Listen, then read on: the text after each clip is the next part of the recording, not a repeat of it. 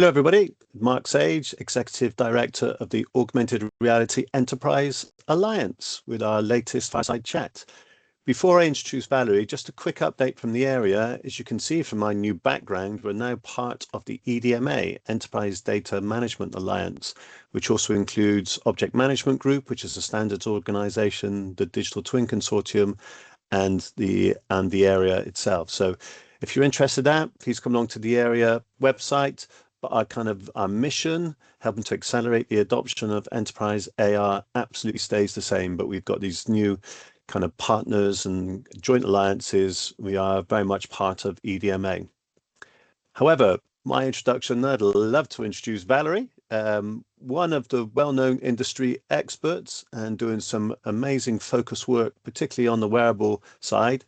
And Valerie, please introduce yourself a little bit about yourself and your company and what work you're doing. Mark. So my name is Valerie Riffaud Cangelosi. I run a consultancy called Reapse Consulting. We have two main hats. On one side, we are helping enterprises, and especially in the industrial sector, to deploy augmented reality solution. So we are really doing everything around auditing, and we are material agnostic and solution agnostic, but we have a pretty good understanding of the worldwide ecosystem. So we are trying to provide the best recommendation for the use case of the customers. And our second hat, because myself, I've worked in the past 10 years for a smart glasses manufacturer, is connected glasses. So, of course, historically and since 2010, I've been monitoring the market, mainly augmented reality glasses for consumers up to large headset for medical, industrial, or military sectors. But now as well down to more like AI glasses, Ray-Ban Meta initiated somehow as a new segment. And I'm monitoring pretty much the entire spectrum with a lot of different kind of approaches and use cases, but it makes it all the most exciting right now. And I'm sure it's very exciting, very dynamic market and very dynamic companies at the moment. So we'll focus today on the enterprise space because that's what the area does. And I know you have a really good, strong focus on that. So let's start off with a question that we know about Microsoft HoloLens. It's going to be discontinued in December 2027. What makes that so problematic for enterprises? I think I was hit back in October 2024 when I was visiting an XR show for enterprises. And most of the visitors and the industrial customers were really pretty professionally desperate. And at that time, I didn't really size why or understood why they were desperate about the discontinuation of Microsoft HoloLens. Obviously, it was a problem, but I didn't realize the extent until I started discussing with a various number of actors. And what I discovered is that actually, first, it has been a long journey for most of these XR project managers. It was not just like we buy a product, we deploy, it works. It has been 7 years since Microsoft HoloLens 1 that was introducing something very new. And they had to work through all the internal barriers, internal lobbying, and convincing the user, making several POCs to make it work, and convincing as well the management, getting the proper budget to make it happen. And for most of them, they ended up having something really suitable and deployable and starting actually to make deployments in like 2023, 2024. It took all these years, to make this happen because it was really new. And so that was the first thing, is that it almost ended at the time they were really ready and it was really working on one hand. And I even have some customers that just got the budget like 3-4 months before the announcement, of the discontinuation. On the other hand, it's one of the very rare segments where there is only one product. If you really very scrutinize the segment, the market segment for the enterprises sector with optical see-through products that are really suitable with a capability to work on any head sizes. I'm not really convinced about the glasses form factor. I think if you want to deploy at a very large scale, you much more need a headset because it fits all situations, whole head sizes, and so on. So there was only one product. So there was no backup. There is no other solution, that could immediately be considered as a replacement and make the project ongoing. So yeah, it was the reason why it was such a big disaster for most of them that Microsoft HoloLens disappeared.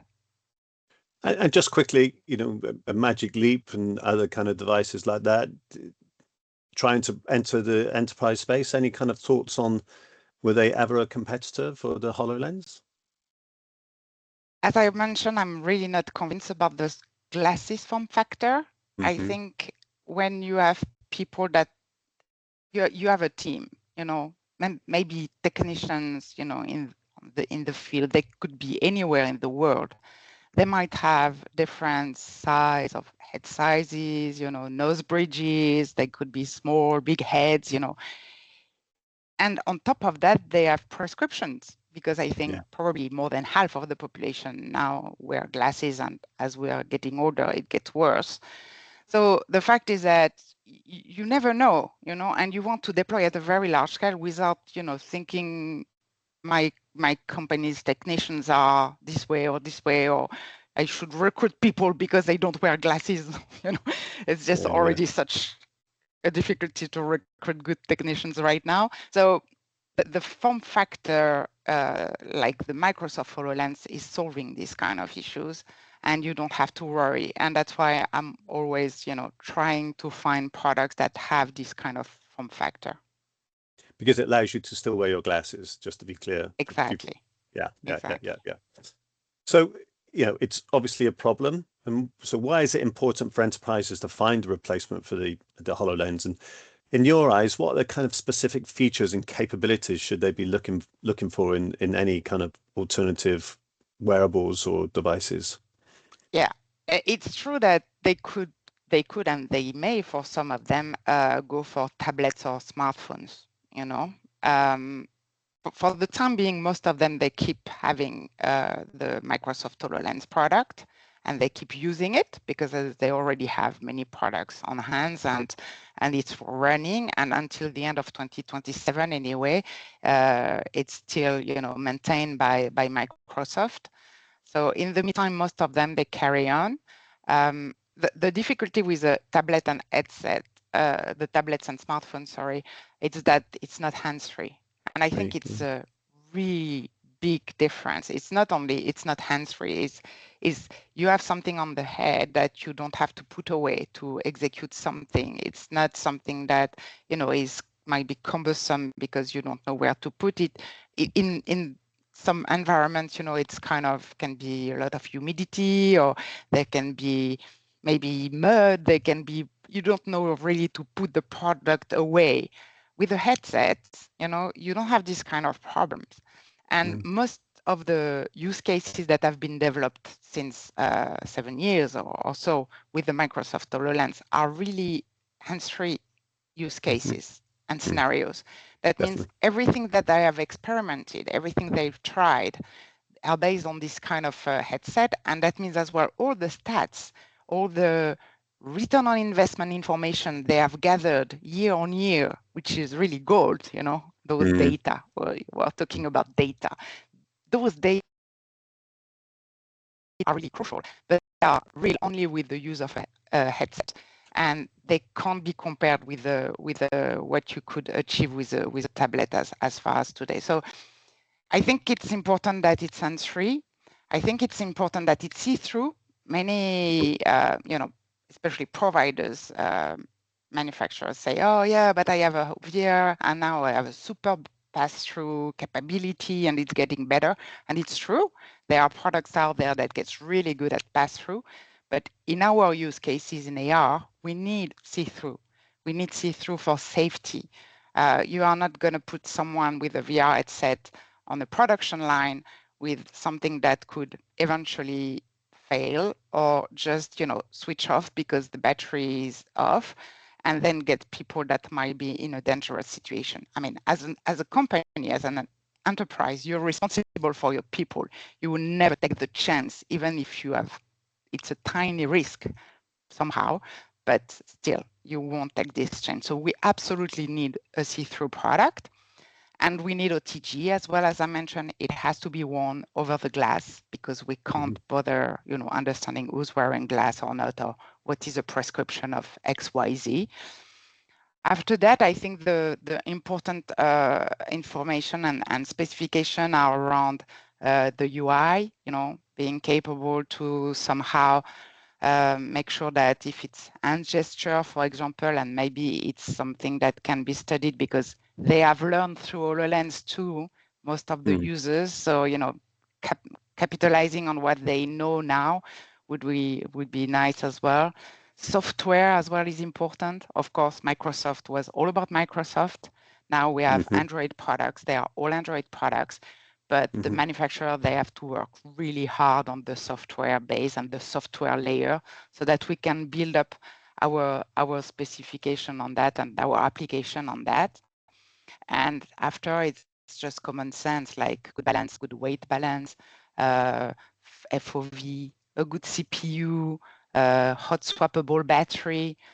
I made so many interviews. I mean, now I can list up what is really necessary and what is nice to have, but they have to, the manufacturer and the companies that want to come with the new hardware, they need to comply with those really basic requirements. Agreeing, just to be clear, FOV is field of view for people who might be new to, yeah, absolutely. So yes, what you can actually see. Yeah. For their headset. And just and you probably already know, but the area has a research capability. So we asked the area members what they'd like to research, and our 16th research project is looking at the pass-through use case. What, if any, enterprise use cases are valid? And we're also kind of comparing the performance of pass-through versus see-through as well. So as always, Valerie, you're absolutely point on. That's something that the area members we're actually researching now out of university in Munich. So we're interested to get that feedback to really understand what the use cases are. So you make some great points, which are obviously very, very interesting. But are there really any replacement opportunities out there? What can we expect? What's available? What can people do? Yeah, so it's a challenge. So back in 2024, when I got this kind of market perception and market feedback, I started leading a few interviews. So like more than 15, big industrial customers to really grab what they were expecting and the kind of specifications they would never trade off. And I started as well investigating the worldwide market. So now I have found and purchased 4 different products that are Microsoft HoloLens-like. Some are already on the market, some are about to be launched. I still have a couple of others under investigation. So there are things out there. Nothing is perfect, but I still started to sell this as a service offer to the industrial customers. First, so that they don't give up on AR solutions, that they see there are things coming up, that they can start benchmarking a little bit what is on the market or what is going to come, that they feedback as well those manufacturers. So we are gathering as well customer feedback to say, okay, that's not good enough. Because in my opinion, we still have 18 months to go, until Microsoft HoloLens doesn't manage the product anymore until end of 2027. We have all this time to make sure that we are inputting the right information to the hardware manufacturer. And as well, I would like to because sometimes I say, oh, but just pick one. But I think it's not, I don't want to be in the same situation in 2 years from now, having picked one, that everybody is going to just feed with feedback, and the entire industry, even at a worldwide level, say, oh, yeah, do that, do that, do that. And of course, they might improve, but then we might be stuck again with one model that might disappear out of the blue. So my idea as well is to find as many as I can and feed all of them with the right information so they all improve their performance and the product and everything. And they're all very eager anyway to have the market feedback. So that we have alternative, and that ideally in 2 years from now, we might have 2, 3 very good products on the market, choice, backup. And I think it will reassure the entire industry as well, I mean, Yeah. the ecosystem, I mean, the AR industry, but as well the enterprises that we have alternative product out there. And for the rest, I think ISVs, we have excellent ISV across the world. They are capable to port everything they have developed on HoloLens. They will port it on the new hardware. I don't think that is where the challenge really lies. Just having the capability to feedback those enterprises and that manufacturers that are currently building new hardware to make sure that again we end up with products that are fulfilling our requirements within the next 2 years at maximum. And thank you, because it's very much needed. I have to say the area is doing something kind of similar. We'll definitely be working together, but we want to kind of drive a set of requirements back to the OEMs, because there is this slight danger that you get, and I think you've kind of mentioned it without saying the word, but a little bit of a generic device. But we all know that particular industries have different needs, from like a muddy one, you say, or a dirty one, through to a clean room in pharmaceutical. And then the use cases might have slightly different needs. So we're definitely keen to work with the enterprises and the other parts of the ecosystem to define a set of requirements. At the moment, Valerie, we're kind of looking at the Android XR platform as the sort of platform that other OEMs could work with. Is that your view, or do you see any other kind of potential operating platforms that will support different devices? I think it's going to be highly political because all the companies I've identified so far, they are not part of the large ones. They are either small or middle size. I don't see any of the very large manufacturer going for AR industrial devices. It's technically complicated. It's much more challenging than the VR headset. And there are, you need a kind of very good understanding and having some kind of very good capability of getting all the components together, because they won't trade off, the weight if it goes beyond the weight of HoloLens. They won't trade off, the capability of the product with the UI and the hot swappable battery. That seems a detail. It's super important for the industrial, but it's super difficult to implement in a product. So you need to have a very strong focus on an AR headset, AR industrial headset. It's probably one of the most difficult to develop, because as well, it's not, for example, and you're totally right, it's not medical. Medical, we have a lot of AR headset actually. Yeah, we do. Because there are a lot of models, because they are very kind of specific requirements on one hand, but a capability to pay a high price to get exactly what they want. In the industrial sector, we are not that rich. We still need something that is affordable, because our volumes might be eventually higher, but not in the first place. So we need as well manufacturers that have the capability to wait for us to deploy and get the big volumes. But we can't pay 10,000 or 12,000 euros or dollars or pounds for headsets. So this is making everything very difficult, and I don't see, the GAFAM or anyone in this kind of very large company going for this very tiny, what they estimate niche. While they feel it's a major opportunity. They just don't see it, and they don't want to wait. And on the other side of the spectrum, in terms of glasses, you have AI glasses with screen, and they all kind of, changing their cursor to go to the very cheap, light, consumer-orientated product.